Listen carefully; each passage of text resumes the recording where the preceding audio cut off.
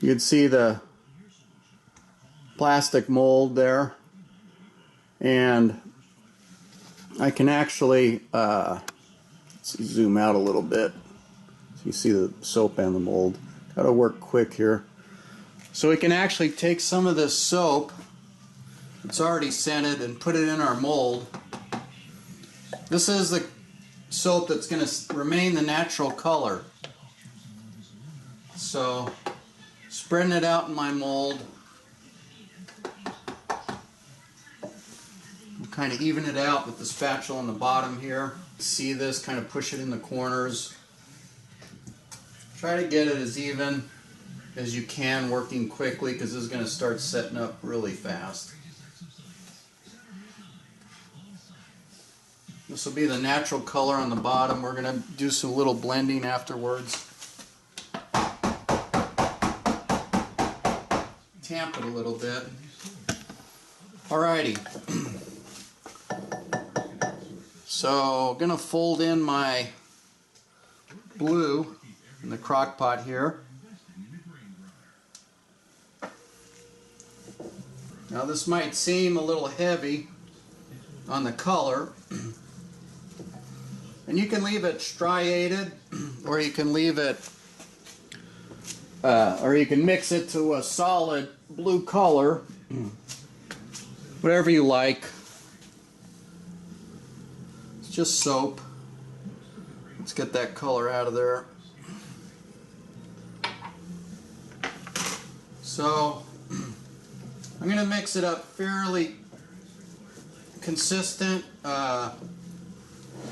because we're going to mix these colors in. That's a nice blue. That looks nice. We're going to mix these colors all together. Hopefully, if we don't get all screwed up with the soap setting up too quick here. Okay, so that's our blue. Alright, now we're going to get hopping with our white. Got my white here.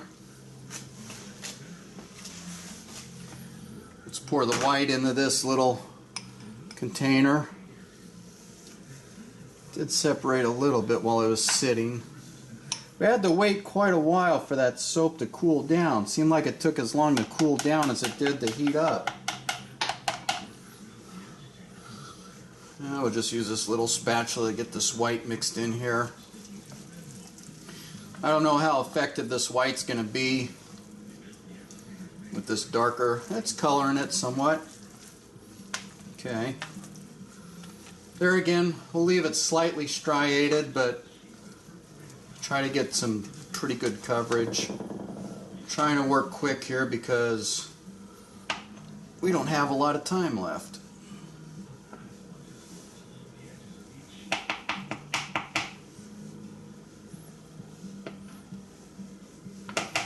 The soap starts getting down in the 120 some odd degree range, and it wants to get hard to work with. Alright, so we're going to put our blue in here, our ladle.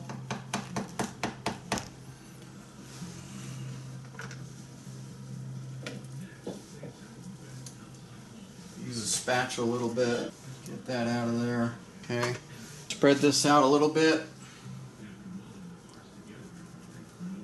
I hope these pictures are okay. Like I said early on, this is the first time I've done this.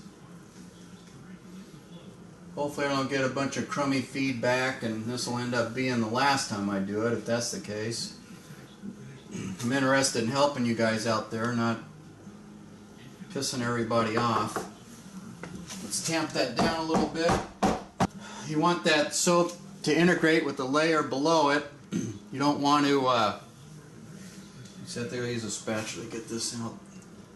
You don't want it to be separated when you go to use it and you have a little piece of bar break off in your hand, which can happen.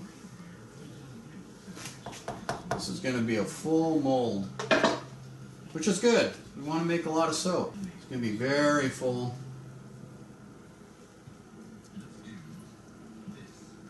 Get this white on top.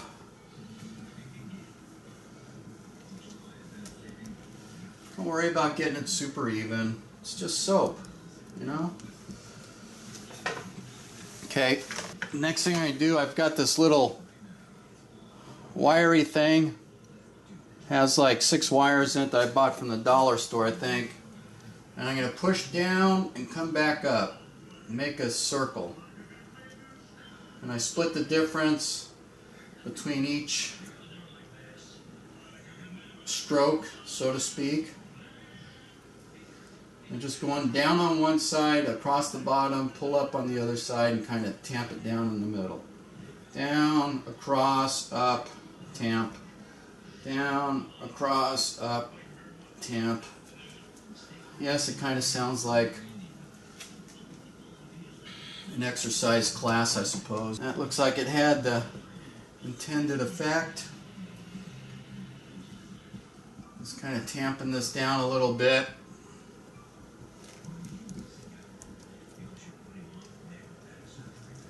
Back and forth, kind of tamping this down. The soap's still working with us. Like, you know, if that's what you want to do, do it. It's just soap. Look at that. I'll play with that a little bit there.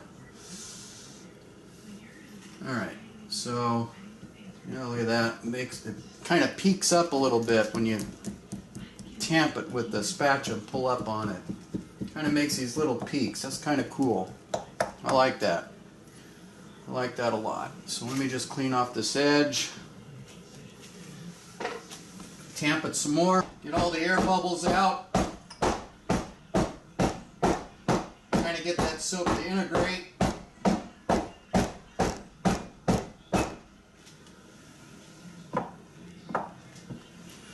And there you go. Let me take this camera off the tripod. I don't know, what do you guys think?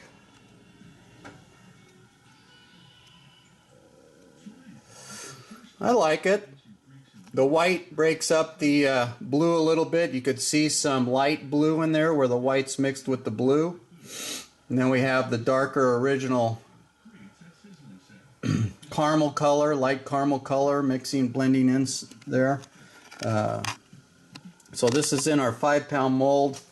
I'm not real crazy about these molds. They're a great idea, but they could be made better. You can see it only has like one screw in the middle.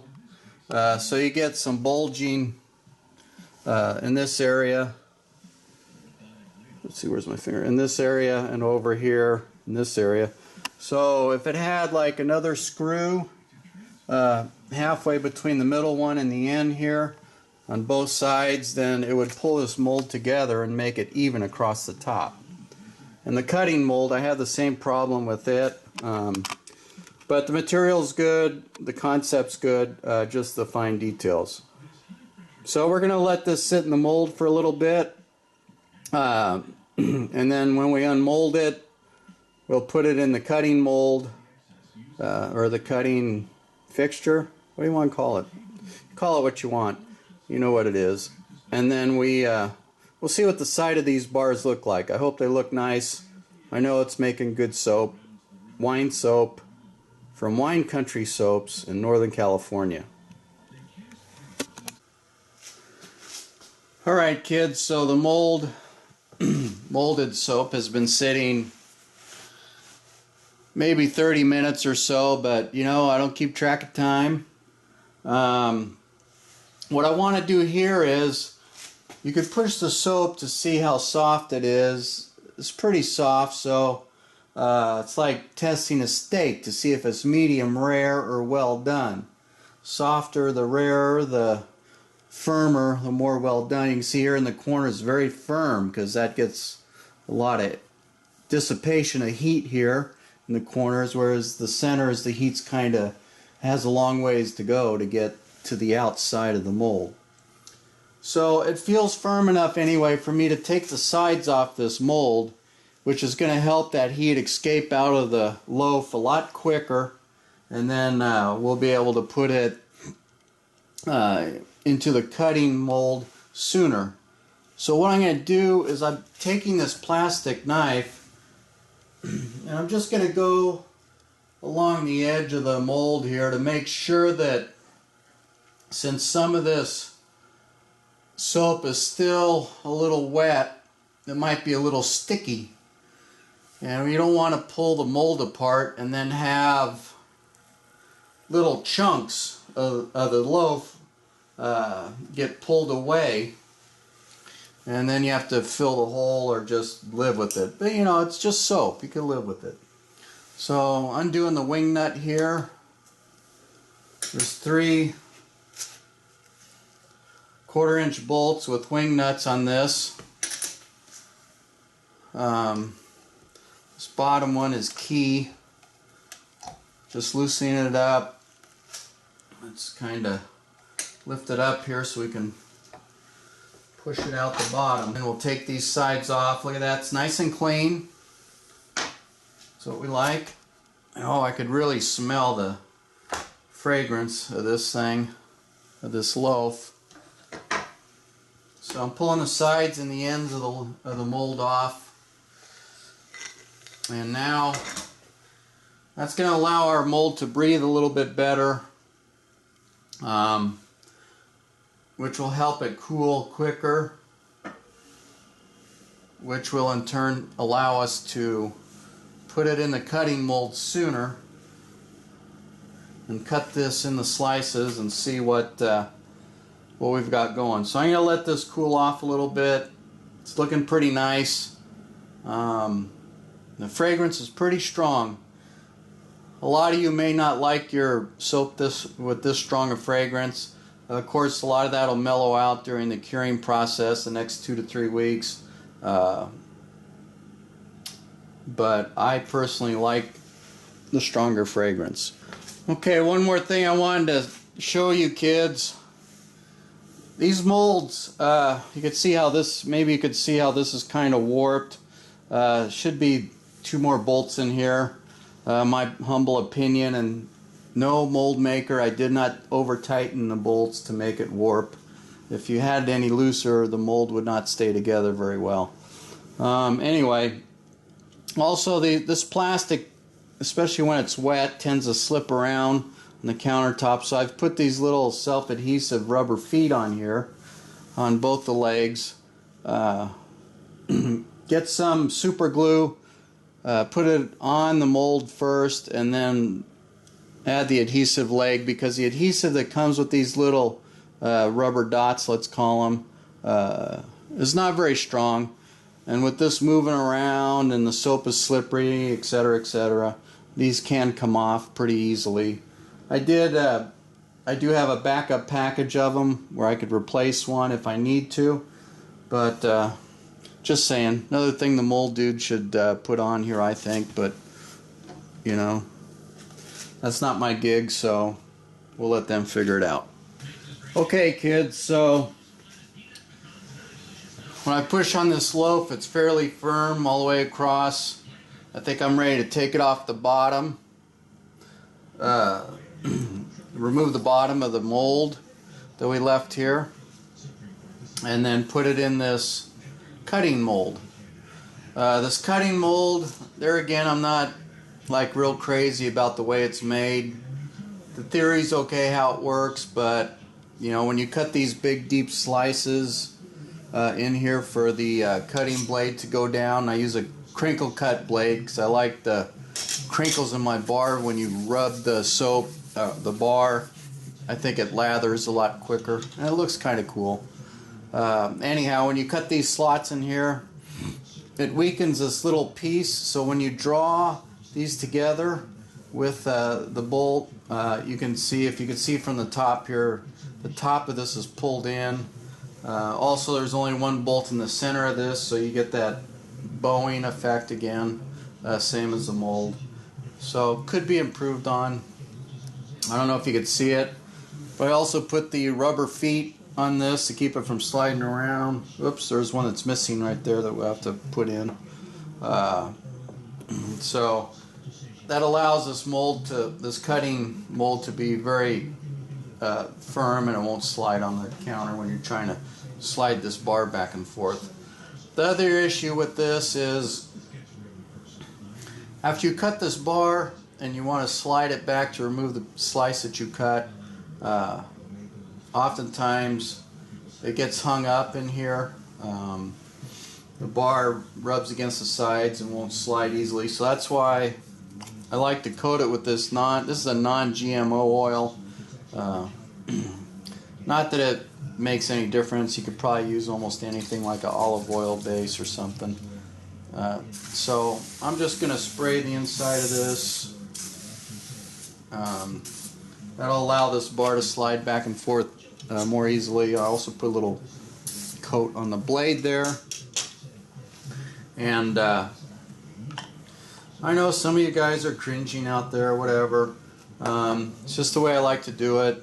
I don't think it harms anything. Give it a try, you might like it. So, I'm taking this knife and kind of separating the bottom of this bar from the plastic base of the mold. I think I've got it. We'll kind of roll it over on its side. I might be taking this off a little too soon, but I want to keep things moving along here. There we go. That came off pretty clean. Pretty happy about that. And let's just throw this right into the mold. Cutting mold. Now this is still a little flexible. Kind of support it from the bottom here. Hopefully it'll plop right in without deforming too much. Of course it's a little wider. I'm going to loosen this. Alright. So the loaf is in there. You can see we lost a little bit of soap. We'll put that in our crumbs bucket over here, which will make confetti soap later with that, which is a whole nother show that maybe we'll do if I'm still doing YouTube after this one, which I don't know.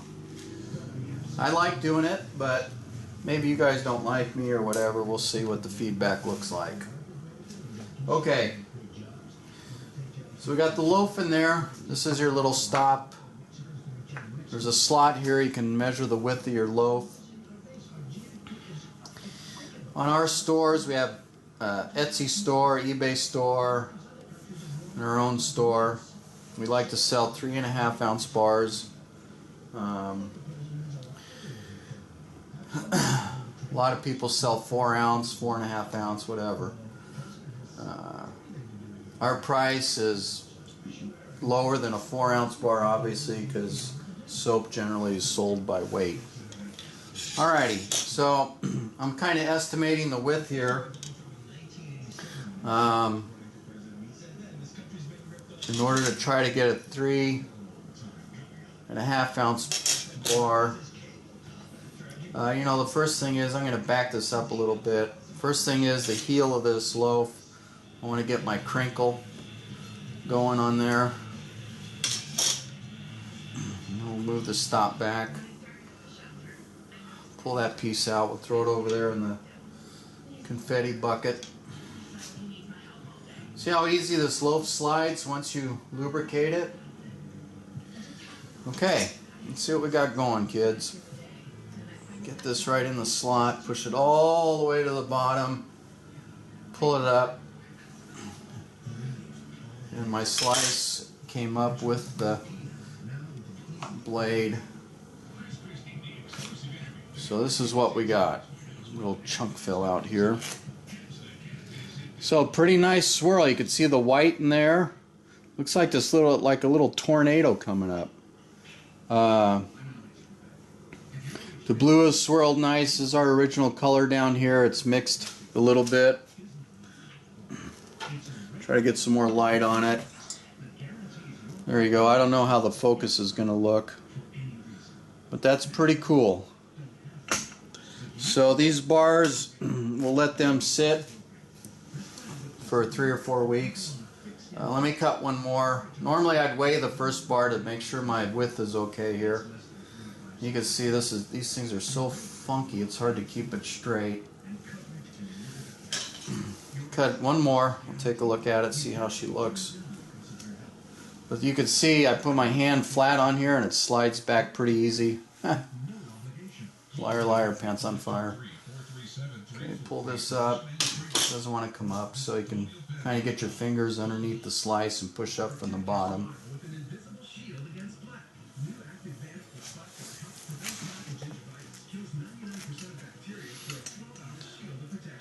That's what that bar looks like. You know, with the hot process, it then looks like I could have tamped it down a little better. The top's pretty cool. I like that rough look. The edge just got the crinkle cut, so this bar's going to lather real nice. Pretty cool. I think I'm happy with it. So we're going to let this soap sit and get mature for 3 or 4 weeks before we try to sell it. Alright kids, so that's it. Thank you so much for watching my first soap making video. I hope it wasn't too boring for you. Try to do my best, but this isn't really my thing doing this, as you could probably tell. If you like what we're doing, please check out our Etsy store, Ultimate Graphics, with a C on the end, or with a Z on the end of graphics. Same with our eBay store, same name, and then our website, ultimategraphics.com.